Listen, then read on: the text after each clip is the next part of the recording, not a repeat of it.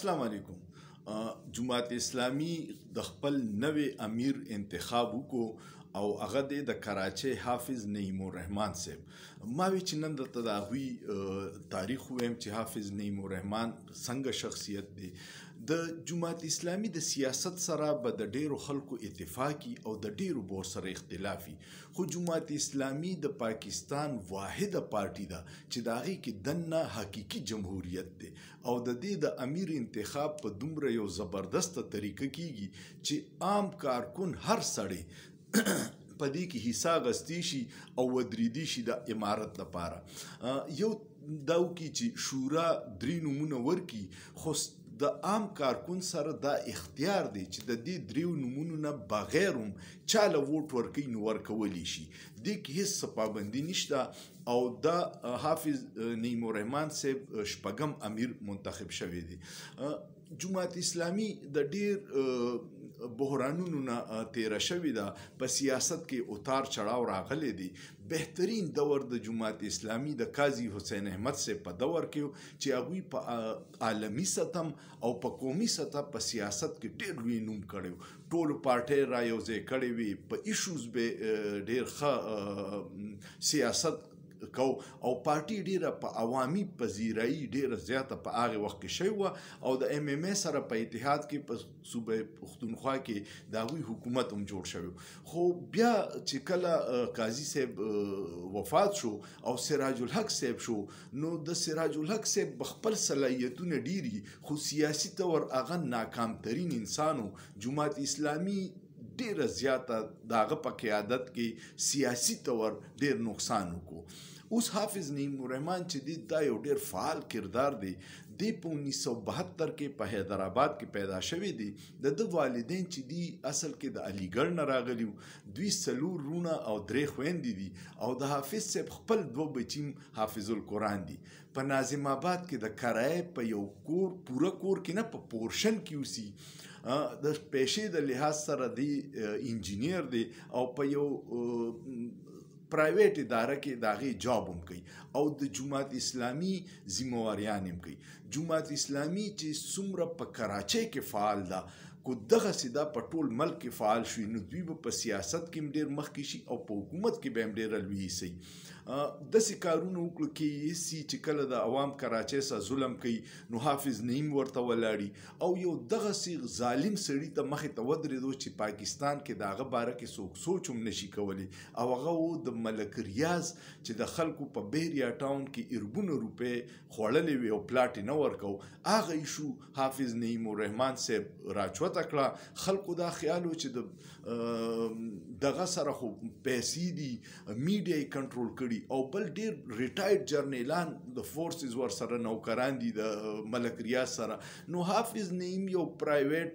اداره کې نوکر دی او کمزوري سړی دی، د کرایې په کور کې اوسي، دی به څه د هغوی سره وکړي. خو د حافظ نعیم الرحمن صاحب اواز دومره مضبوط و چې ملک ریاض مجبوره شو او په کراچۍ کې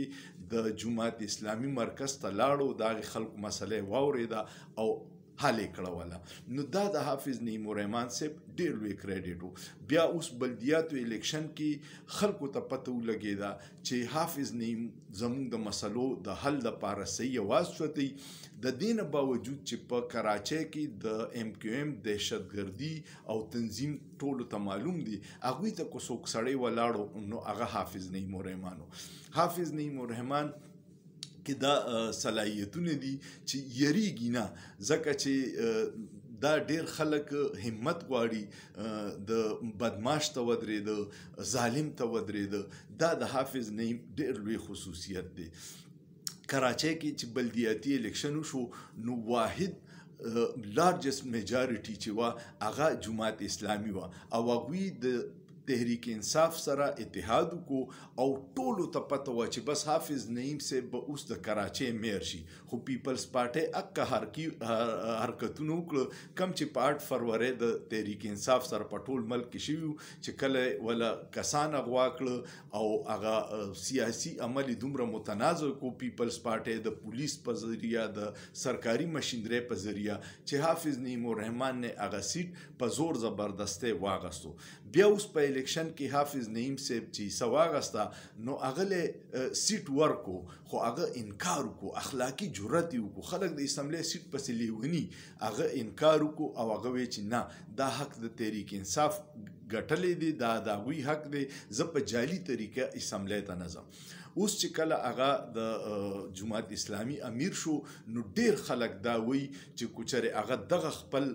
کوششونه جاری وساتل نو کیدی شي چې جماعت اسلامي ته یو دویم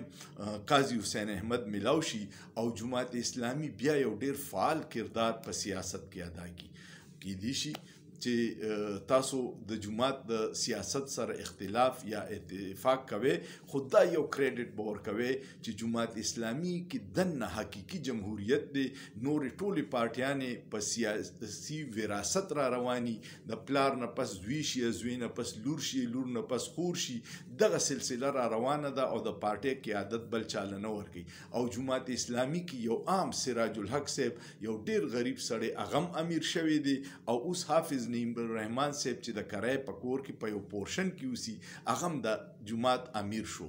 نو د جماعت د الخدمت هم ډیر خدمتونه دي او سیاست هم اوس دی امید لرو چې حافظ نعیم الرحمن به د جماعت اسلامي سیاست کې یو فعال کردار په قومي سطح ادا کوي او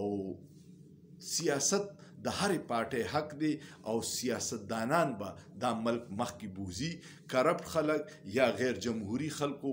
75 سال کې پاکستان له بیړه غرق کړه نو کیدی شي چې اوس نوې چهرې په سیاست کې راشي او د غیر جمهوری قوتونو رول کم شي